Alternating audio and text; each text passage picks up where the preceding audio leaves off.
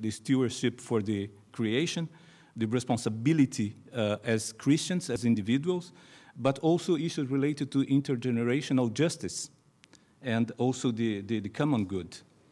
We know that the churches, we have sometimes very good statements, political statements, but sometimes we do not know how we will translate these political statements into practice. So the divestment was one of the solutions for that. Of course, before, it was not so easy to realize. Archbishop Anders was mentioning also, when you see the interconnections between our commitment, climate change, and the implications, and the work that you do as churches. So it's important also to focus when you have this discussion on the divestment to see how that could be done. This statement and the encouragement from World Council of Churches to the member churches to divest, it was only last year, but some of them, like Church of Sweden, they started even before. But it's impressive now that after this call, a lot of churches are engaging in the divestment. They are coming together and they are making these decisions and they are discussing. So for the WCC now, we need to play an important role in terms of support the member churches to discern about what that means practically. Because it's not so easy. We cannot just say that we will divest tomorrow and that is solved. There are a lot of technical implications for that, and also some ethical implications as well. We know that some of the communities are completely dependent for the livelihood from mining companies. So how, as churches, we will come up with alternatives for that when you are just proposing them to divest? So I think that in this process, we realize that we need to have patience. We need to have to promote dialogue. We need to have courage to make decisions, and also we need to exercise our prophetic witnesses in terms of dealing with that. But just to finalize before we enter into discussions, not all the 345 churches, they have money to invest or to divest. So that is important to know. It's not all the churches that have this privilege, I would say. But it's important that as a symbol, these 345 churches make this commitment that we will not invest in fossil fuels as a political statement. So I will finish by here, and then we can discuss further. Thank you. Thank you. Thank you, Rudelmar. And Rudelmar, you've given us a chance in your remarks to sort of pivot a bit in the direction of talking about communities most heavily impacted. I'm wondering, Donnel, Baird with BlocPower, tell us a little bit about BlocPower and its vision. It represents a sort of different end of the sort of continuum of efforts on this issue of how to make economies serve human and planetary well-being. Tell us about BlocPower. Sure. So BlocPower is a clean energy startup that aggregates portfolios of clean energy projects in houses of worship, so solar panels, energy efficiency installation, the replacements of fuel-burning boilers with solar hot water heating systems. And so, for example, across New York City, we have 300 houses of worship, interfaith, that are going solar, going cleaner and greener. It's about $20 million worth of installations that we're making. All of those installations are owned by a special purpose vehicle, which spreads out the risk of default across a portfolio on the repayment that all of these houses of worship make on their initial project finance. So now they have solar panels, they have a new heating system, their energy bill drops by 30 to 50%. They move from fossil fuel to solar power to heat their building, and they're able to repay any loans that are made out of the savings that are generated. And so we have hundreds of these projects across the city and are funded by the Obama administration to find a way to create financial structures that pension funds can meet their fiduciary obligations to invest in, that provide returns of 7 to 15%, depending on the sorts of projects, to create that opportunity for reinvestment that many of the asset managers on stage struggle to find. The Wall Street investment banks, of course, are pretty interested in this kind of thing. Their wealthy clients also want to have 3 to 5% of their assets involved in something that's good for the environment or good for society. But we think it's important to houses of worship for labor unions that control trillions of dollars of pension assets to have the opportunity to reinvest in creating a better world as well. And so that's what our company does, is create those investment opportunities. Great. And I can speak more about all of that. Super. That's great. And picking up on another theme that got raised, Sister Kathy Wright, who's the treasurer of the Sisters of the Loretto community. Your mother house is located in Kentucky, in a state that is very, very dependent on coal in many ways. Share with us, and you also, as a Roman Catholic women's order, out of that community is the very strong tradition of shareholder advocacy and engagement. So tell us the story of your sort of divestment journey within those dual contexts. Okay. You took part of my opening line. Sorry. I wanted to tell you I was from Kentucky, where coal is still king. And despite the fact that we've been there since 1812, our elected leaders don't take their inspiration from either the Sisters of Loretto or the Pope. But we have been on a journey since 1812 of looking at what's next and what do we need to do, what are we called to do. We've spent a lot of time over the last 25 or 30 years educating ourselves about climate change, about environmental issues. We started by doing things individually, trying to reduce our carbon footprint, trying to encourage other people to do that. We've written to our elected leaders over and over again, asking them to support movements towards renewable energy and more sustainable projects. We had a corporate resolution a number of years ago to take a stance that climate change was an incredibly important issue and that we all needed to address that. And we find ourselves again and again saying, well, what's next? What does that mean that we've taken our stance? We've done some things individually, we've encouraged other people to do it, but we decided we need to continue to do whatever is the next step. And even though we are a faith community, we are not a monolithic faith community that believes the very same thing. We have a variety of ways in which people choose to live out the expression of their faith and translate those beliefs into daily life.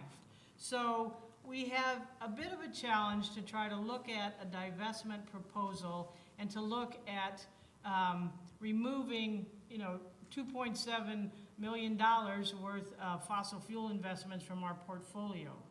But what we know is that we wanted to do what's next.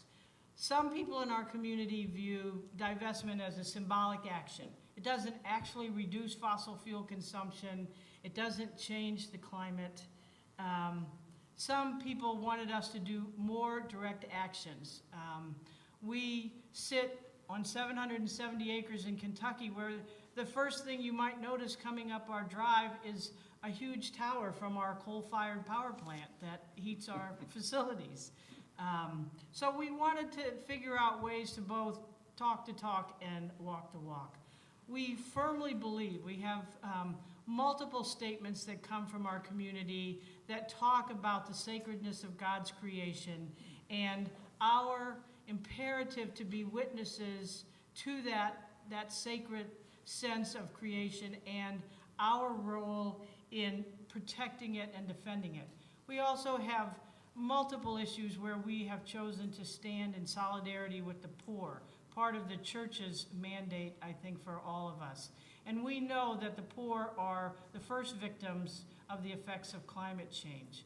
And so we wanted to figure out what we could do. We created an energy vision statement for ourselves that said we commit ourselves to move away from fossil fuels and towards renewable energy. And what we do know in whatever we do, whether internally or externally, the process that works best for us to move from values to actions is a process that is invitational, educational, and empowering. And so that's the process that we engaged in the community.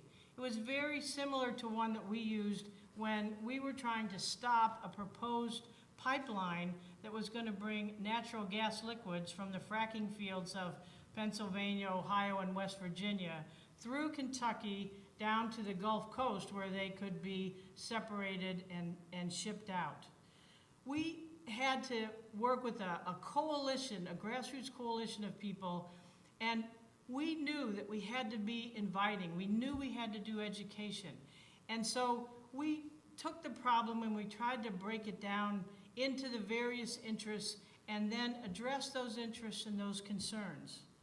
We found people who shared our belief that eminent domain should not be used by a pipeline company that merely wants to transport something through our state. That is not a public work. It provides no public good. So we worked with people who believed that eminent domain shouldn't be used, even if they didn't agree with us on all things. But we got the eminent domain statute strengthened. We filed a court case to challenge the bluegrass pipeline companies on that and won.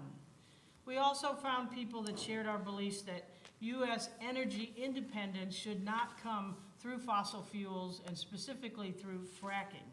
And so we worked with them to educate Kentucky citizens and legislators about the dangers of fracking and the dangers of transporting these natural gas liquids, which are very toxic and very flammable, through our state. We also found people who had a great love for their Kentucky land, their rivers, their creeks, and we worked with them to try to educate them on the threat that this sort of pipeline would mean for them. And it was that working with a variety of people, finding our common ground and taking action from that common space that made it a success. I mean, those pipeline companies spent huge amounts of money lobbying our state leaders, elected and otherwise. We couldn't match them dollar for dollar, but we could match them with passion and time and energy. And we were able to make the one company just back off and table their proposal. We have a second company that's come in, and we're, ready to go to the next stage of that battle. But we did the same thing in our community. We addressed the concerns about divesting just being a symbolic action and say, okay, we have to couple this with actually doing things like, reducing our own use of fossil fuels. I'm happy to report that our 2016 budget has $0 for coal because we have gotten rid of our coal-fired power plant. We haven't gone to the renewables that I would hope, but it's a longer process, and I believe we'll get there.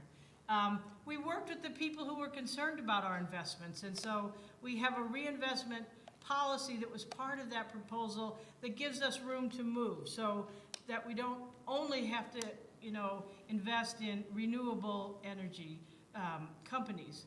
We're a community that needs to spend our investment earnings every year to take care of our elderly sisters. Our average age is 81, so that's real.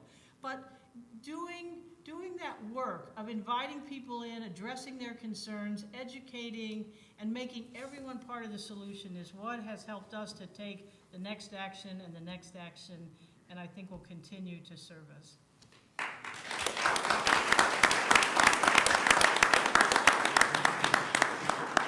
So we've all been inspired by the leadership of Pope Francis and of leaders within the Catholic community who really have, in very significant ways, sort of played a role in this movement. And John O'Shaughnessy with the Franciscan Sisters of Mary has done some really creative work in this area of investing, divesting. John, tell us about the Franciscan Sisters of Mary and what you all have done. Well, before I do that, I want to let you all know I actually rehearsed and timed this.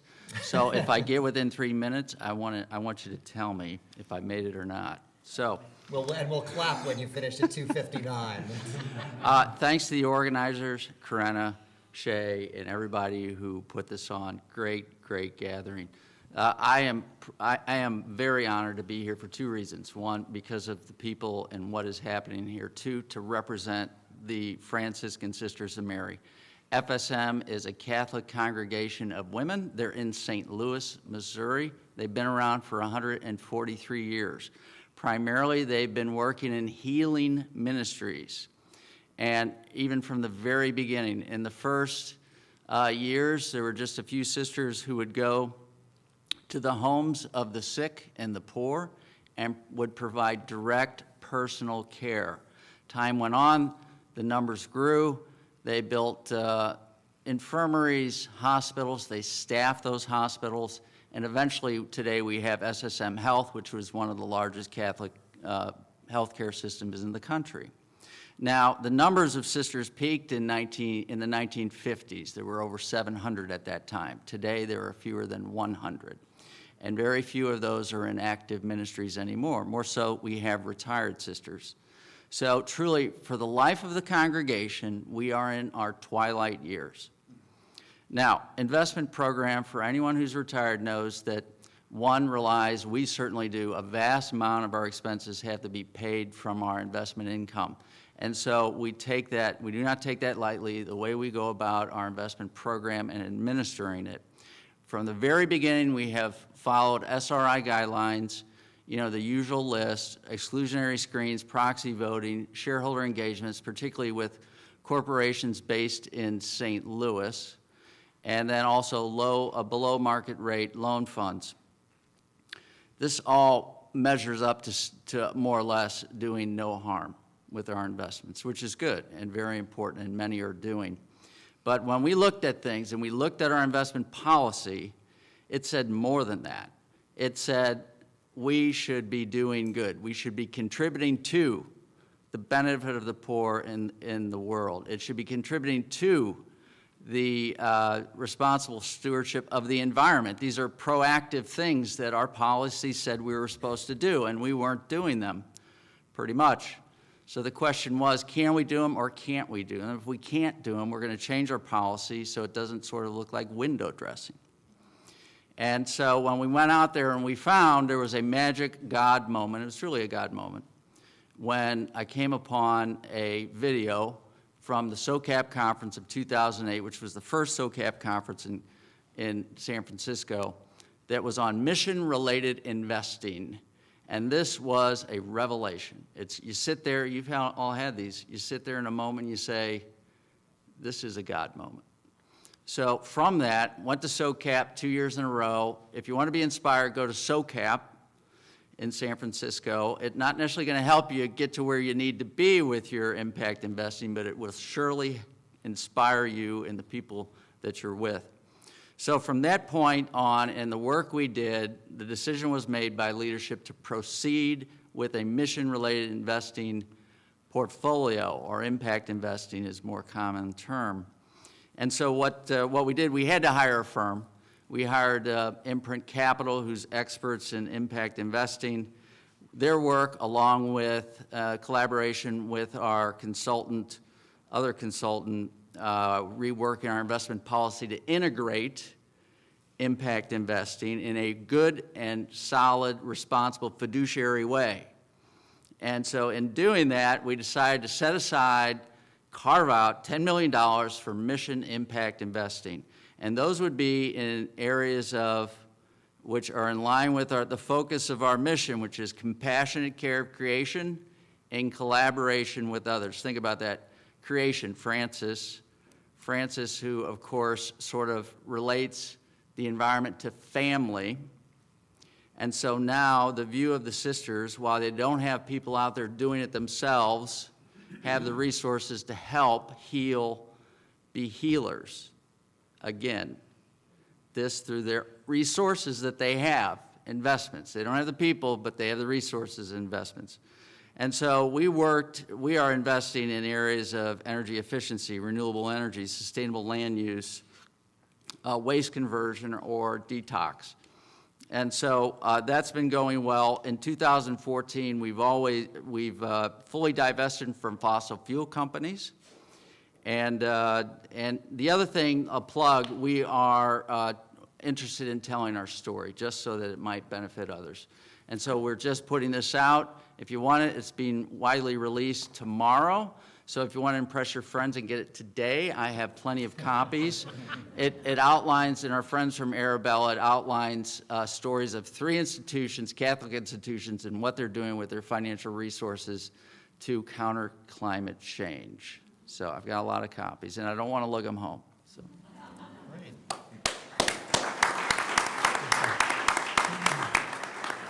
So I'm a proud Union Seminary alum, and I couldn't have been more proud of my alma mater when Union decided to make its divestment commitment. And Derrick, I wonder if you're a leader at Union. Tell us about sort of that decision, how it was made, how that happened here at Union. Sure, I'd be happy to. And fortunately, what I'm able to do at this point is really, in a sense, not simply restate the obvious, but reiterate the imperative. I think I'm so thankful for the detailed examples that we've heard so far as to how this process unfolds. And let me just say a few differences, maybe not even differences, but particularities. And Sister Kathleen, as you talked about the question about weighing this as a symbolic versus a truly effectual act. And here at Union, we really understood that we had to understand this in, again, theological terms, and really see divestment as an act of repentance.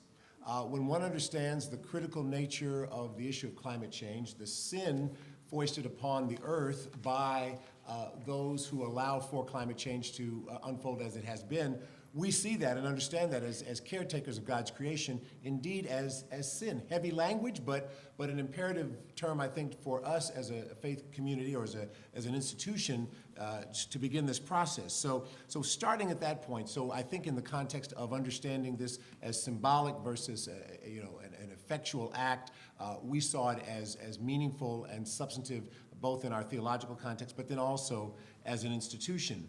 One of the things I think also it's important for us to remember is, and again has been stated, that we didn't see this as the ability on our part of our endowment, or I should say our holdings rather, to affect the fossil fuel industry or the larger investment world. But we did understand that by way of example, being the first seminary in the world to officially and formally divest from fossil fuel holdings, we trusted that the resonance of that action would certainly have an effect in the larger conversation. We also realized that it was important not to, again, as responsible custodians, if you will, of our shareholders, of those who've invested in this institution, to not allow for this to be irresponsible in its effect. And it's interesting because by way of examination, we were heartened to learn that over the past 2 decades, it had come to our attention that a portfolio that had left out fossil fuel companies would have returned on average only 0.6% less than otherwise. And that's a huge important, it's a small, infinitesimally small fraction, but it's a large statement as to the efficacy of this move on our part. And then we also, as I said, realized that we couldn't be in a position of harming assets. So the board took some very specific steps, again, a reiteration of some of the more close-in examples that you've heard, but let me just share with you a couple of the key takeaway points from our board's statement upon our action of divestment. One is that we would indeed ask the managers of each of our separately managed accounts to divest of and not invest in fossil fuel companies, obviously, as we've done prior for liquor, tobacco, and other industries. It's interesting, though, at the time that we made this determination about divestment, the question also arose as to whether or not we had any holdings in for-profit prison companies. And we were very relieved to find that we did not. But I think it's an important point to note that this is part of a larger discussion of moral responsibility around investment. Secondly, we asked our managers of our commingled funds that if the funds portfolios included fossil fuel companies, that we'd ask for them to form a fossil fuel-free fund, and then, of course, we would continue our relationship with them contingent upon the formation of that fossil fuel-free fund. And then also, we wanted to make sure that if any of our donors, or I should say any of those who sought to endow funds that already existed here at the seminary, we wanted to make sure that we wanted to let them know at the very outset that we would work with them to provide fossil fuel-free funds, of course, in the constructs of their desire to support the institution. Budgets, I think as we would all concur, are moral documents. But investment portfolios can and should be a moral reflection of the institutions that hold them. And I think that we understand that while there is obviously the responsibility of fidelity toward those who have invested in us as an institution, that our moral consistency has to be evidenced even by way of the assets that indeed work for the institution. So as we walked through this process, I think it was important for the board to certainly allow for the institution and those who support the institution to know and understand that the process was one that allowed for the thoughtful, and as you've heard already, the step-by-step kind of incremental unfolding of the process, but at the same time, never wavering from the fact that in order for us to really have a sense of moral persistence and consistency, that we needed to make this move. So I stopped there because so much of the further kind of content's been shared, and I look forward to the larger discussion. But again, I'm very happy that you are sitting at the first seminary in the world to divest from fossil fuel holdings.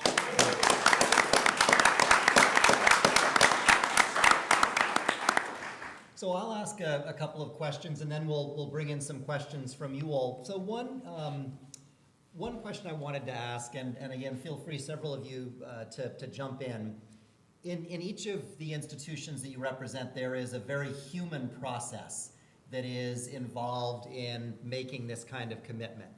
And as with any kind of significant change, there is going to be resistance, there will be points of tension, conscious or unconscious, intentional or unintentional. That's just the human condition, and we know that.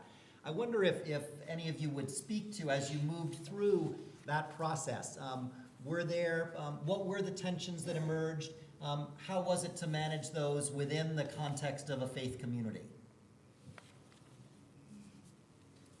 Well, I will say that in the Loretto community, we have some people for whom work on climate change and work on environmental issues is first and foremost in their minds. And then we have people for whom other issues are first and foremost, whether it's, immigration or women's issues or education.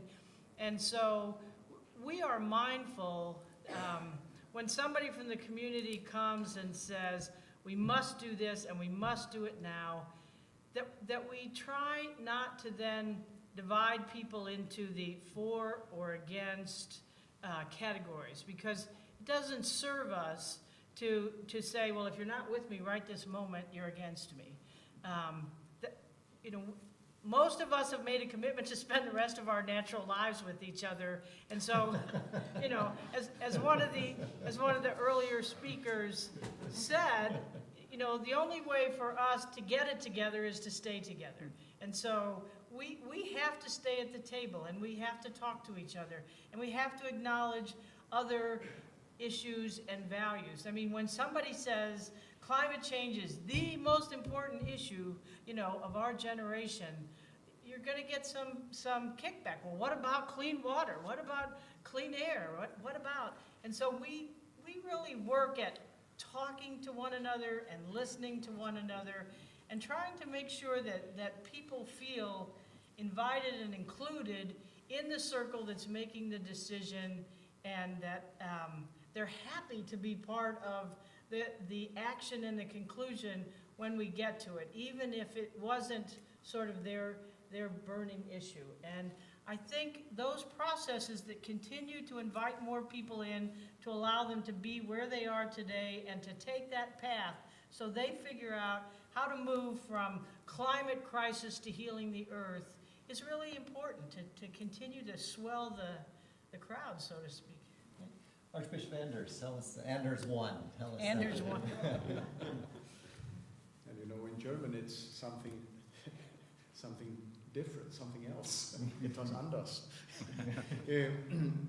I think that the criticism by us very much that we faced was from those people for whom religion is comfort. Don't bring up these things also, because we need something that can keep our lives together. Yeah, you know it all. And then, of course, it has been very important to bring up theological issues and see how each time becomes aware of parts and not aware of other parts of our tradition. To be able to show that this is really part of fundamental theology. I just mentioned briefly the concept of Trinity that I think is so important. The concept of incarnation. It hasn't been used traditionally in our churches as something that links us to creation. Salvation has been something for humans only, but it's very difficult to stick to that if you read the Bible with a little bit of a different glasses. And also the concept of stewardship that has been so important in many Protestant theological traditions has been limited usually to humans. But it has to be widened both in time and when you look at who it is. I think the theological background is very important for us if we want this commitment for sustainability to become sustainable. Because one of the good things about church is that it is slow. It is difficult to get it started sometimes, but when you get it started, it keeps on going. And therefore I think we have to be interested in the reasons, and not only the law side, to be now a Lutheran, of what this is about, that you should do this, otherwise the nature kicks back, but also the gospel side, that this is a way of being together with the basic powers of life. Rudelmar? Yeah, I think not from a theological perspective, as the Archbishop mentioned, but from a technical point of view. I think that in the churches we have sometimes people making decisions on finances and people discerning about the ethical implications of that. And they are not always together. So the big challenge is how we will combine the discussions about the financial investment with the ethical dimension of it. Basically, I think that we need to be aware also that there are some technical difficulties in terms of divesting. And churches are afraid of losing money because they are even already losing naturally because of the number of people that are not, as Church of Sweden, providing this income, especially in Europe or the US. So they are afraid of losing money. And then there is this combination, how we will do it.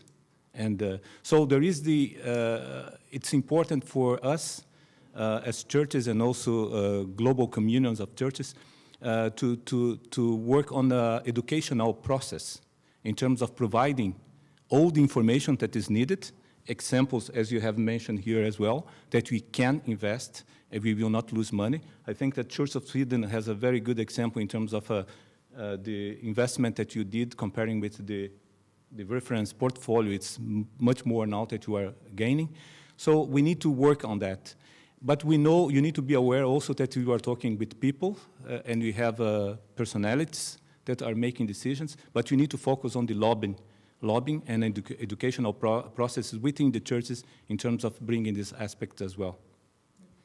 Let's use that as a way to pivot to a little bit more depth on the financial side of the equation. I'm wondering if Anders too and John and Donnel could each say a little bit about, here in the U.S. very often the perspective is that fossil fuel-free investing is a money loser, that it's unsafe, that it's and maybe Anders start us off, and then John, and then Donnel talk about, how do you talk about and implement these kinds of actions in ways that are both morally and financially really solid? Yeah, I would say that. Today, the more you read and about this, I think that the common knowledge or common consensus must be that we're risking opportunities relating to the exposure of carbon CO2 fossil fuels must be considered in the investment strategy. I think that's sort of a no-brainer today. That's sort of my starting point. But again, and this, I think that's why it makes it so similar to how we look at sustainability, that we look at investment from a sort of positive side, that not only taking away the losers, but also want to stay and increase with the companies or the asset managers that have the strategy for this. So what we've done, I just told you that we divested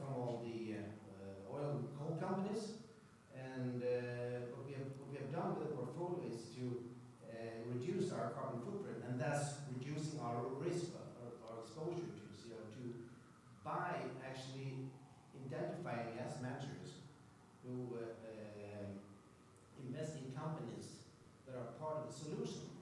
That means that they are part in the transition to a low carbon society. By this, I'm not referring only to sort of high state-of-the-art tech, high-tech companies. So it could be very much, it is very much related to energy efficiency for one thing. And I mean, the energy efficiency it's a win-win in every respect. So that's what we've done to a great deal. That identifying, and it seems like this, I mean, it's the same strategy as for sustainability as such. And actually, I think for companies that have a strategy and work with in a positive way with the carbon, they're also that's sort of a way to look at. Well, they are also well managed in the long run in other areas. And what we've also done is to take part of our fixed income portfolio and move it into green bonds. We have also, I told you about alternative investments. And there we have invested in some microfinancing and also in impact investing on deforestation and so on. So that, and I think all these linked together, they are actually part of the climate change. I mean, you mentioned that it should be all other things, also water, but that's all part. I mean, it starts with climate change, and then it also, of course, it affects the water, it affects the human rights and so on. So it all comes together, absolutely. And on the financial side, I mean, just want to, if we go straight into the carbon issue again, that there was a study done by Casters and with the help of MSCI, which is a large index provider, and they went back to 10 years to look at all what is referred to as the MSCI World Index, all countries. They went back 10 years, starting from 2014, and they compared the performance with the sort of the standard index, and then taking away all the carbon-heavy companies. And you not only do you arrive at the same income or return at the end, but also if you look at during the years, they're very similar. So, I mean, so it means that you don't, the risk you're taking is not great. That's sort of backtracking. And today, going forward, of course, with standard assets, I mean, it's again, I would say a no-brainer to reduce your exposure to carbon. That's great. John, tell us a little bit more about how you approach this, and then we'll go to Donnel and hear more about how you frame your work. So the blanket statement I'll make is that our investment program is much, much better now, having integrated impact and also to divest from a risk-return perspective, financial alone, than it was beforehand. Now, I'll back that up. One is, we, on the divestment side, we have switched from all active management that, by the way, it just, you know, our numbers are consistent with other active managers, whether you're in mutual funds or anything else. They tend to underperform the market. Even when you hire them, they look good.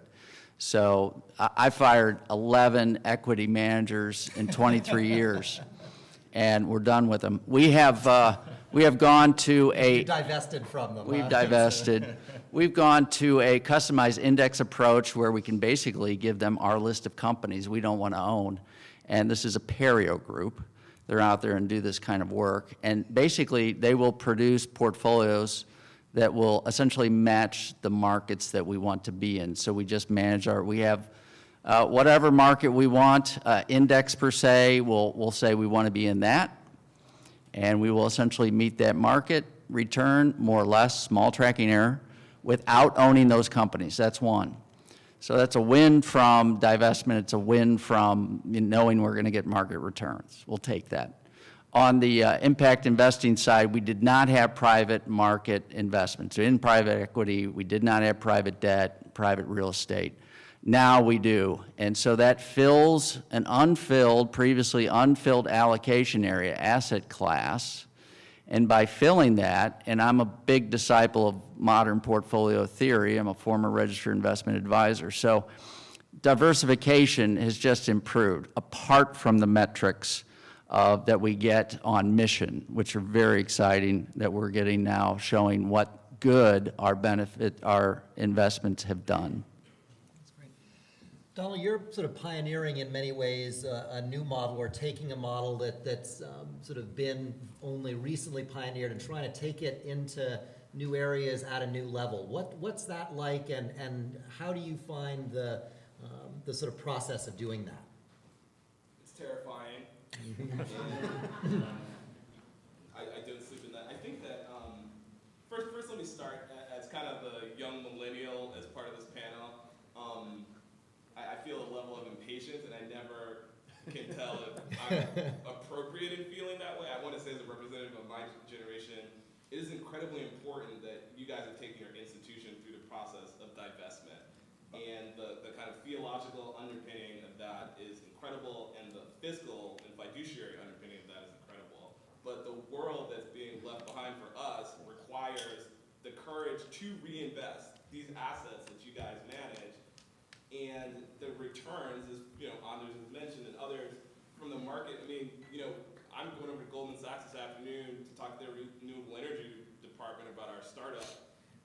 Not simply because Goldman Sachs is like the most moral place in the world, but because they've made 18% annualized financial returns from their project finance investments in renewable energy. And so that 18% doesn't correlate with the stock market. And so you're able to diversify your portfolio and make outsized returns. And I think that there's a bunch of data that demonstrates that these are great investments that you all can make to take the great work that you've done in divesting and also to reinvest. And in our company, we try to offer investors interested in creating a better world a range of products that meet their risk profile.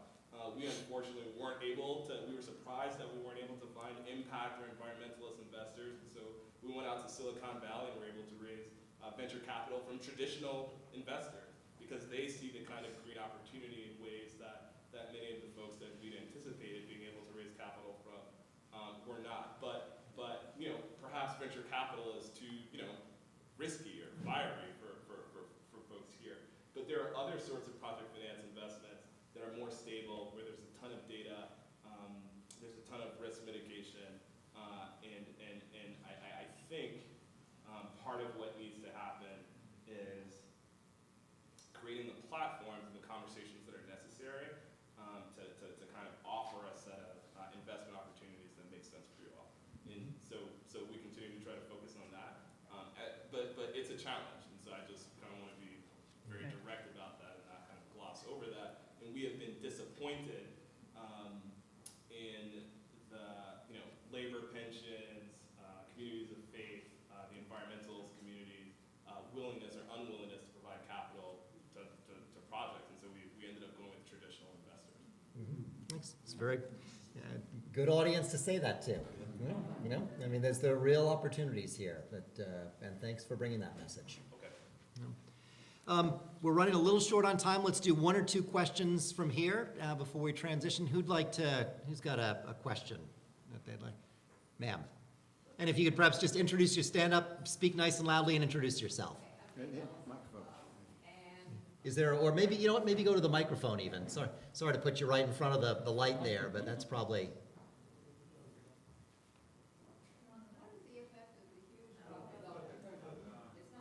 Well, we repeat the question. Yeah, we can repeat the question.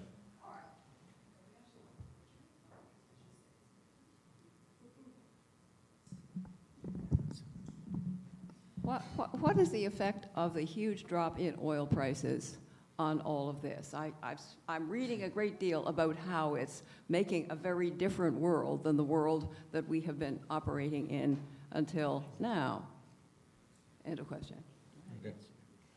Well, we have an investment in Liberation Capital. It converts waste to, in one case, to essentially petroleum products from which the plastics were created. This has not done well for our investment because, of course, now what they expected to make a profit on was based on where oil prices were previously. So that's one that has actually hurt us. There have been others that went in the other direction, of course. So it's interesting how that had a negative effect, but that's just one little example.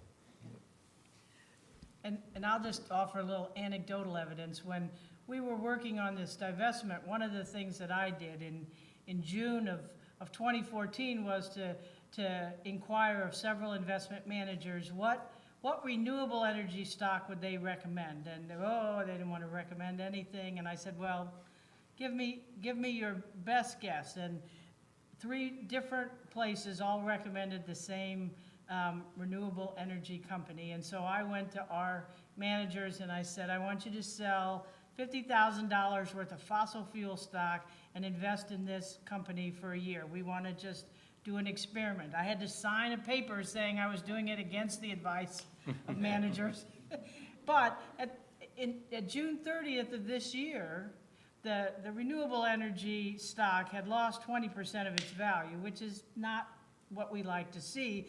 But the truth is that had we kept it in that fossil fuel stock, it lost even more money. So I do think that those oil prices and other things happening around the globe are changing what was perceived as the real stability and dependability of fossil fuel investments.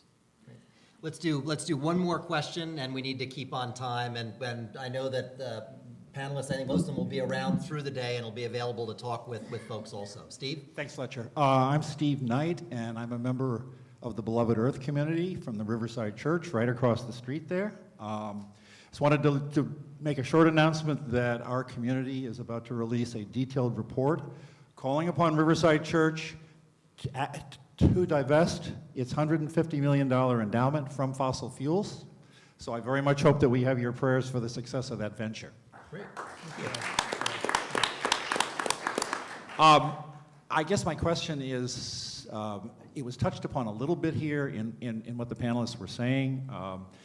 It just seems to me that from the standpoint of divestment activists, one challenge is that when you bring up divestment, people in the congregation will often say, oh yeah, well you're talking about the environment, right? Well, we could support a carbon tax, or we could green the church in various ways, and there's all kinds of things we should do. Why divestment per se? And can any of you reflect on whether it was a difficult sales job, so to speak, to sell your congregations or your institutions on divestment? And if so, what was the winning argument for that?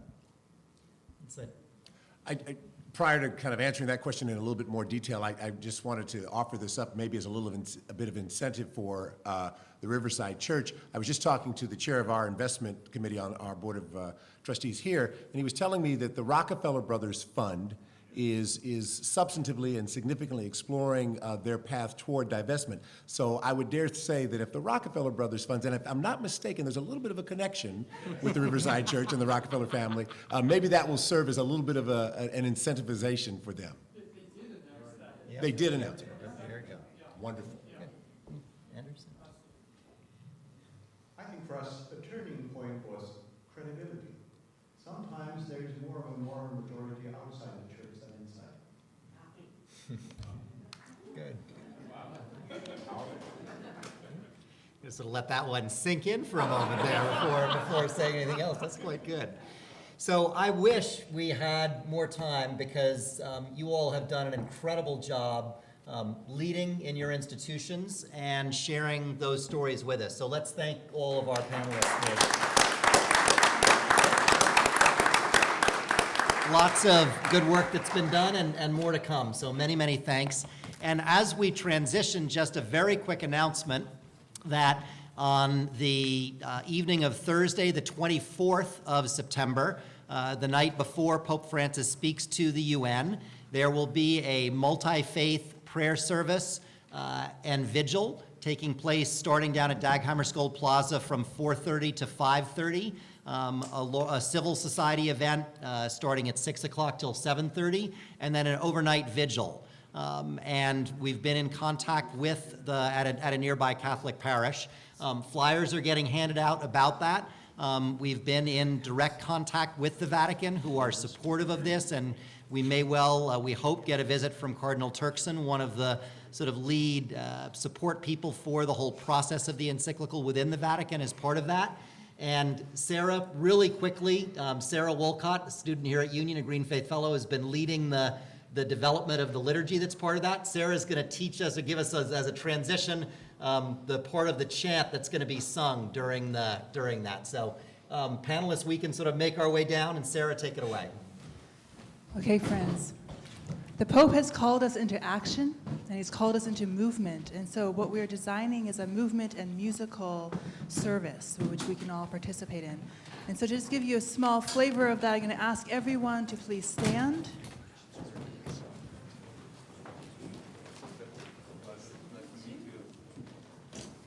And we're going to do a, you may have heard this phrase before, it's Latin. The phrase is Laudato Si. Yeah? Have you heard of this? We've heard it. Yes? Okay. Now, have you heard the many different renditions of it being musical? There's been several different musical, people have been putting this into song all over the world. So here's one that we have created, and you're getting a sneak preview. You get to be the one singing it first together. I'm just going to sing one line and you repeat. It's just 2 lines. It's very simple. Laudato Si.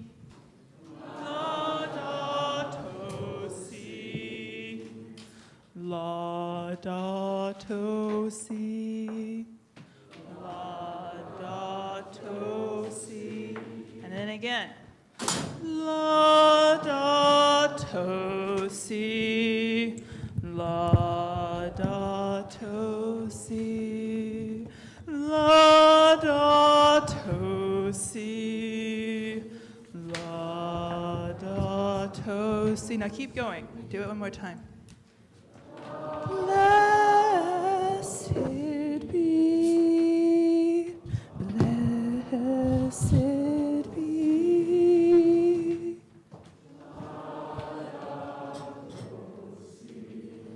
The air and the fire, the rocks and the rivers, we give you thanks. For all the people coming together, for all the actions being done all over the world, we give you thanks. For the fire that is burning in our hearts, for the flame that we shall light for all over the world. For each one of us, we give you thanks. Signore.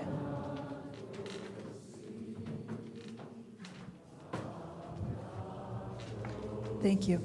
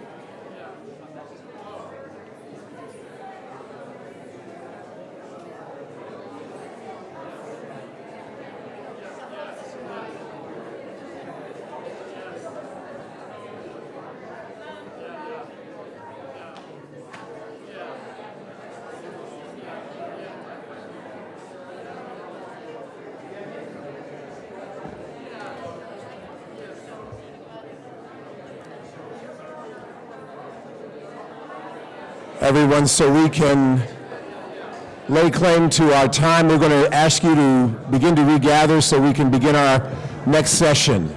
If you could gather now, that would be wonderful. We can, sure.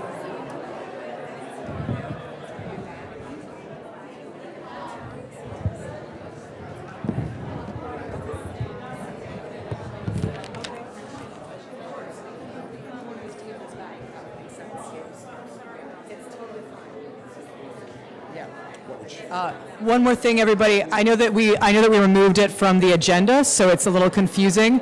But I wanted to tell you all that lunch will be the next session. So if you're getting hungry like me, we'll have a longer break, time to talk, and time to eat coming up after this session. So if we could please reconvene, and we'll get down to it. I know that we're all eager to chat with each other and make these connections. And I'm sorry we have such a packed agenda for the day. Actually, I'm not going to apologize for that. We have amazing people with us. So let's bring it back together.